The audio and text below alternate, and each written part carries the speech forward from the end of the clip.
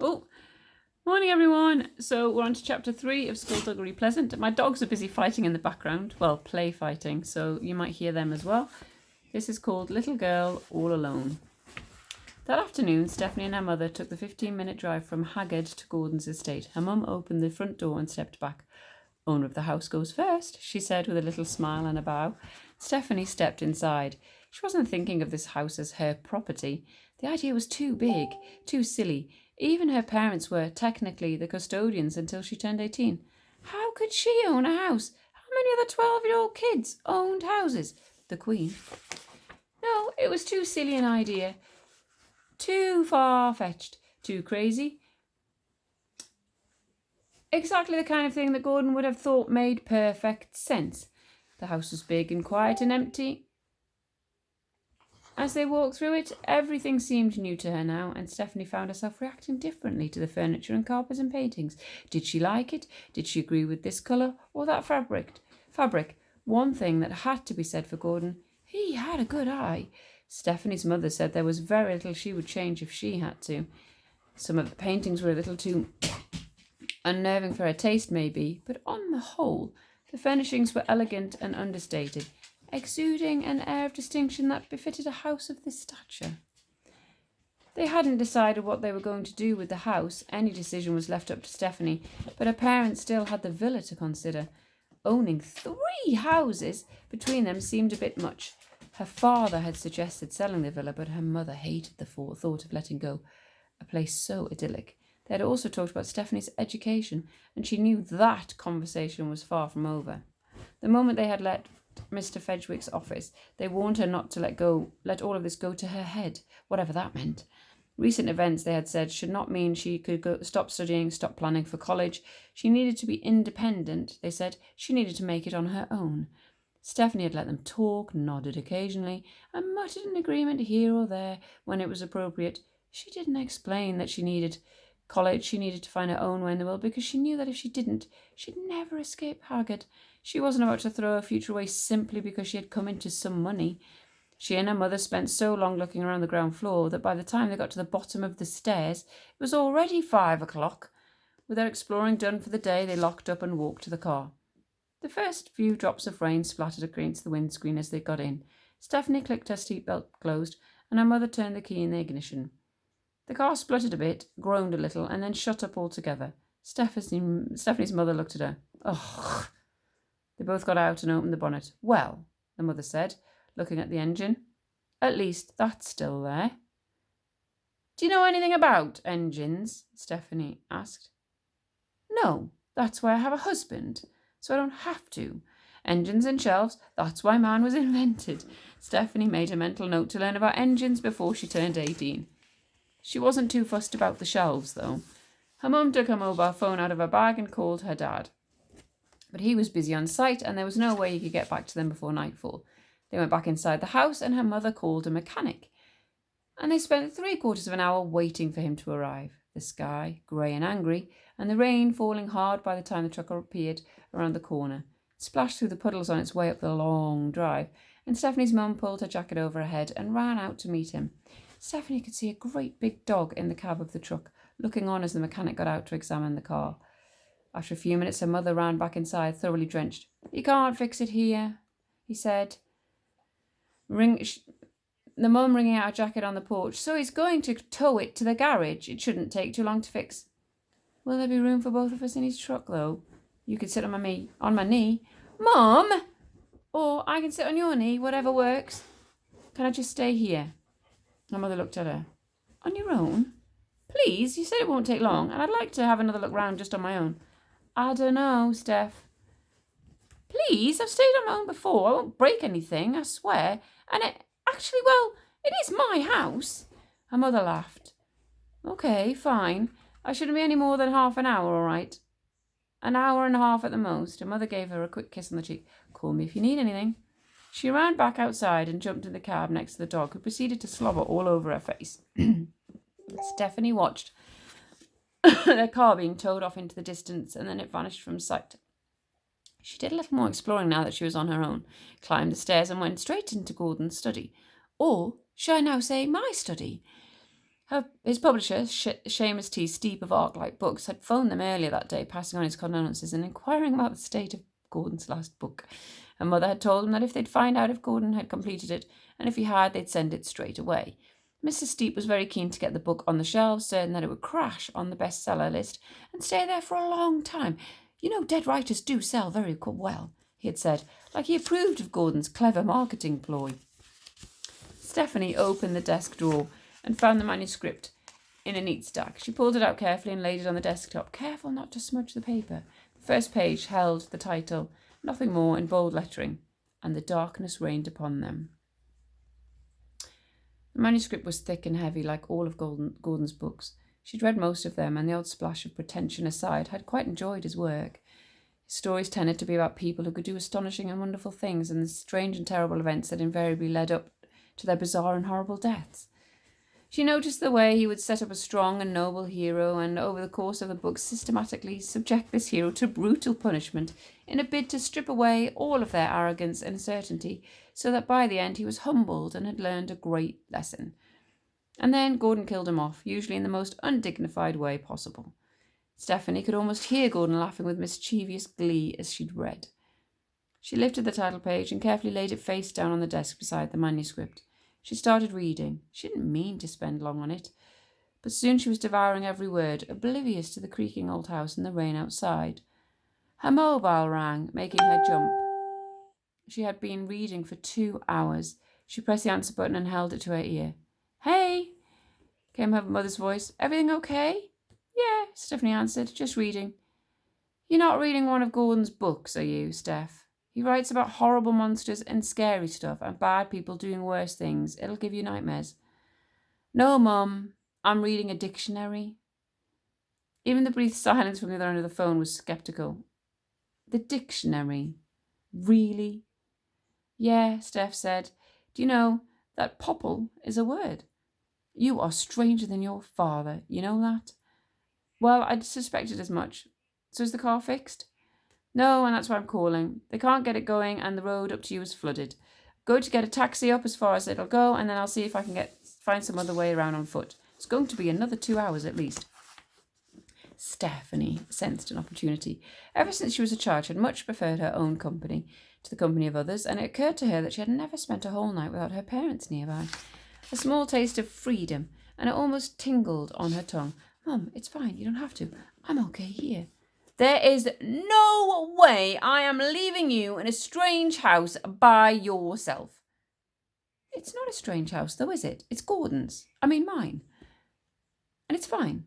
There's no point in trying to get here tonight. It's lashing down with rain. Sweetie, it won't take me long." "It'll take you ages. Where's it flooded?" Her mother paused. "At the bridge." "The bridge? And you want to walk from the bridge to here?" "If I speed walk." "Mum, don't be silly. Get Dad to pick you up." "Sweetheart, are you sure? I like it here, really. It's okay." "Well, okay," her mother said reluctantly. "I'll be over first thing in the morning to pick you up. All right? And I saw some food in the cupboard, so if you're hungry, you can make yourself something." "Okay. I'll see you tomorrow then. Call us if you need anything or if you just want some company." "I will, Mum. Good night." "I love you."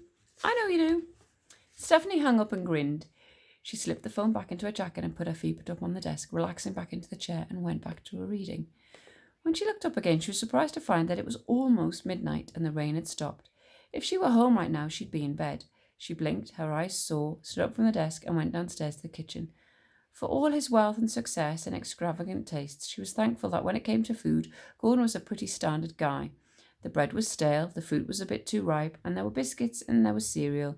The milk in the fridge was still good for one more day. Stephanie made herself a snack, wandered to the living room, where she flicked on the TV. She sat on the couch, was just getting comfy, when the house phone rang. She looked at it, resting on the table, at her elbow. Who would be calling? Anyone who knew Gordon had died wouldn't be calling because they'd know he was dead. And she didn't really want to be the one to tell anyone who didn't already know. It could be her parents, but why didn't they just call the mobile? Figuring that as the new owner of the house, it was her responsibility to answer her own phone, Stephanie picked it up and held it to her ear. "Hello?" Silence. "Hello?" Stephanie repeated. "Who's this?" came a man's voice. I'm sorry, Stephanie said. Who do you want to speak to? Who is this? Responded the voice. If you're looking for Gordon Edgley, Stephanie said, I'm afraid that he's... I know Edgley's dead, snapped the man. Who are you? Stephanie hesitated. Why do you want to know? She asked. What are you doing in that house? Why are you in his house? If you want to call back tomorrow. I don't want to. All right. Listen to me, girlie. If you mess up my master's plans, he'll be very displeased. And he is not a man you want to displease. You've got that? Now tell me who you are. Stephanie realised her hands were shaking. She forced herself to calm down and quickly found anger replacing her nervousness. My name is none of your business, she said. If you want to talk to someone, call back tomorrow at a reasonable hour.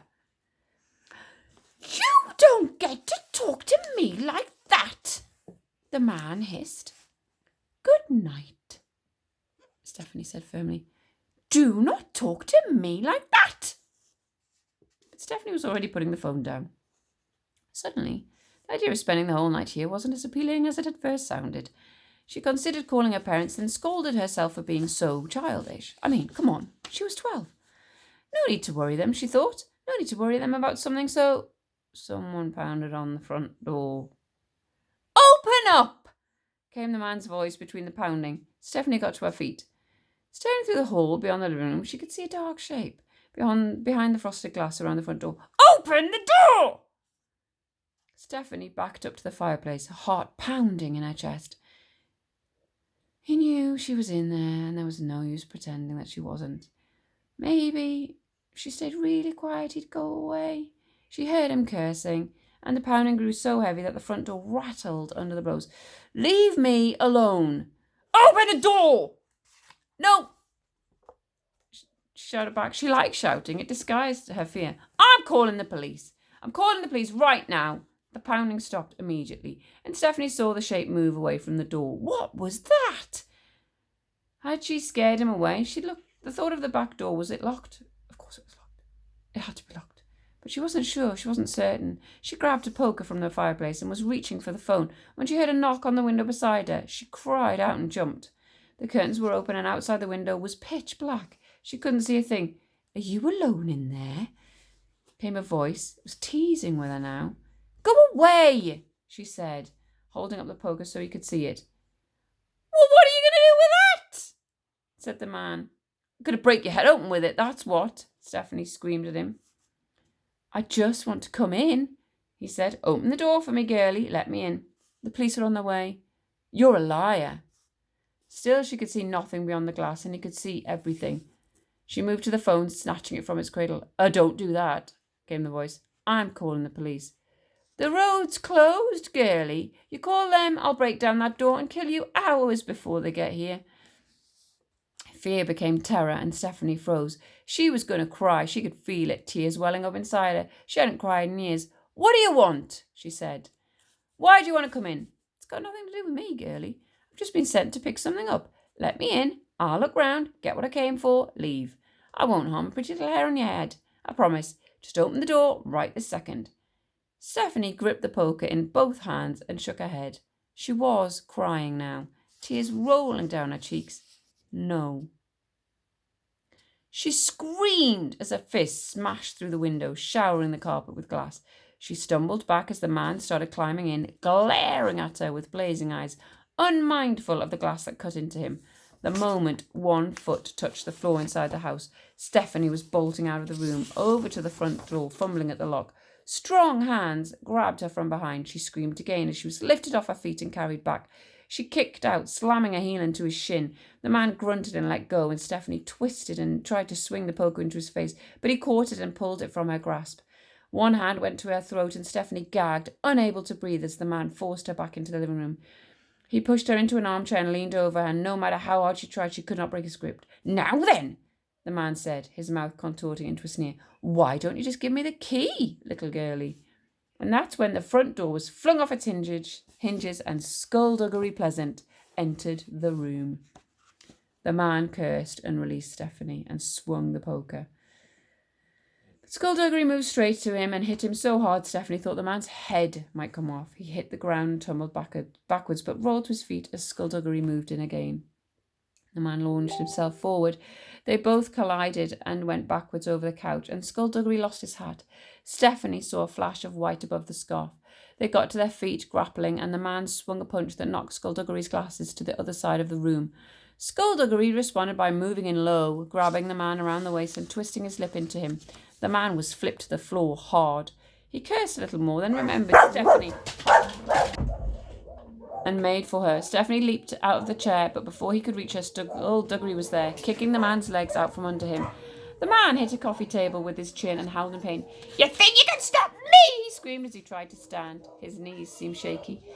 "Do you know who I am?" "I'm the foggiest," Skulduggery said. The man spat blood and grinned defiantly. "Well, I know about you," he said. "My master told me all about you, detective, and you're going to have to do a lot more than that to stop me." Skulduggery shrugged, and Stephanie watched in amazement as a ball of fire flamed up in his hand, and he hurled it at the man, who was suddenly covered in flame. But instead of screaming, the man tilted his head back and roared with laughter. The fire may have engulfed him, but it wasn't burning him. "More!" he laughed. "Give me more!" "If you insist." And then Skulduggery took an old-fashioned revolver from his jacket and fired, the gun bucking slightly with the recoil. The bullet hit the man in the shoulder, and he screamed, then tried to run and tripped. He scrambled for the doorway, ducking and dodging lest he got shot again, the flames obstructing his vision so much that he hit a wall on his way out. But then he was gone. Stephanie stared at the door, trying to make sense of the impossible. "Well," said Skulduggery, "that's something you don't see every day." She turned. When his hat came off, his hair had come off too. In the confusion, all she could see was a chalk-white scalp, so she turned, expecting to see a bald albino man. But no, with his sunglasses gone and his scarf hanging down, there was no denying the fact that he had no flesh. He had no skin, he had no eyes, and he had no face. All he had was a skull for a head. And that's where I'm leaving it. I'll see you tomorrow.